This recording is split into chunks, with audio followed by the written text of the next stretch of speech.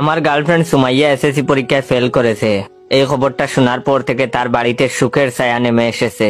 Result শোনার পর থেকে তার মা 5 বার জ্ঞান হারিয়েছে, কিন্তু সুমাইয়ার এ নিয়ে কোনো মাথা ব্যথা নেই। সে দিব্যি খাচ্ছে, দাচ্ছে, ঘুরছে ফিরছে। ফেল করলে মানুষ কাঁদে, কিন্তু আমার গার্লফ্রেন্ড সুমাইয়ার মুখে কান্নার সিটে ফুটাও নেই। তাকে দেখে মনে হচ্ছে ফেল করে সে মহা খুশি। সুমাইয়ার ফেল করার কথা পাড়া প্রতিবেশীর কেউ বিশ্বাস করছে না। তার অবশ্য যুক্তিসঙ্গত কারণ আছে। সুমাইয়া বরাবর পড়াশোনায় খুব ভালো। সে 5ম ও 8ম শ্রেণীতে ট্যালেন্টফুল বৃত্তি পাওয়া ছাত্রী। সেই ছাত্রী যদি এসএসসি পরীক্ষায় ফেল করে, তাহলে তার মার 5 বার জ্ঞান হারানো খুব স্বাভাবিক ব্যাপার। আমার তো মনে হয় আরো 10 বার জ্ঞান হারানো উচিত ছিল। যাই হোক, আমি গিয়ে ওর মার্কশিটটা তুলে আনলাম। ওর মার্কশিট দেখে আমি তো অবাক। সব সাবজেক্টে 90+ নম্বর পেয়েছে। এমনকি সে গণিতে একটু কম পারতো, সেটাতেও 95 পেয়েছে।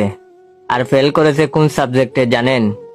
সে ফেল করেছে ইসলাম ও নৈতিক শিক্ষায়, যেটাকে আমরা সহজ ভাষায় বলি ধর্ম।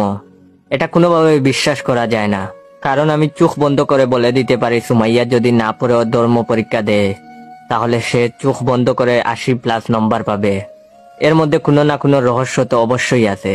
আমি বিকালে গার্লফ্রেন্ডের বাড়ির পেছনে গিয়ে তাকে ফোন করলাম। মিনিট 2-1 পর সে এলো।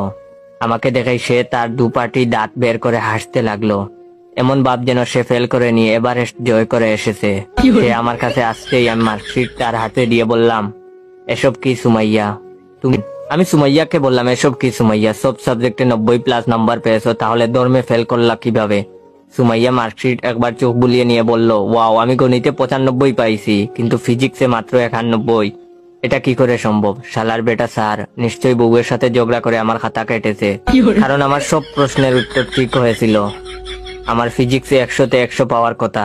দোয়া করে দিলাম, স্যার তুই জীবনেও সুখী হতে পারবি না। আমি একটু রাগী কণ্ঠে বললাম, এসব বাদ দাও, তুমি ধর্মে ফেল করলে কিভাবে সেটা আগে বলো। সুমাইয়া আমার দিকে চোখ বড় বড় করে তাকিয়ে বলল, জয়, তুমি আমার সাথে এমন ভাবে কথা বলছো কেন? আমি আস্তে আস্তে করে বললাম, আচ্ছা সোনা পাখি, তুমি ধর্মে ফেল করলা কিভাবে? এরপর সুমাইয়া মলিন কণ্ঠে বলল, আমার কি দোষ বলো? আম্মু সারাদিন বলতো পরীক্ষায় ফেল করলে বিয়ে দিয়ে দেবে, পরীক্ষায় ফেল করলেই বিয়ে দিয়ে দিবে, আর তোমাকে ছাড়া আমার ভালো লাগে না, তাই ইচ্ছে করে এই ধর্ম পরীক্ষায় রুল রেজিস্ট্রেশন সব ভুল করে দিয়ে এসেছিলাম। আমি অবাক হয়ে বললাম, তুমি আমাকে বিয়ে করার জন্য ধর্মে ইচ্ছা করে ফেল করেছো? সুমাইয়া বলল, আর 32টা দাঁত বের করে হাসতে হাসতে বলল, আমার কত বুদ্ধি বলো। আমি মনে মনে বললাম, এই বুদ্ধি নিয়ে চললে আমার শ্বশুর আব্বা 2 দিনে ফকির হয়ে যাবে। সুমাইয়া বলল, এই শুনো, কাল সকালেই তুমি তোমার বাবা মাকে আমাদের বাসায় বিয়ের প্রস্তাব নিয়ে আসতে বলবে।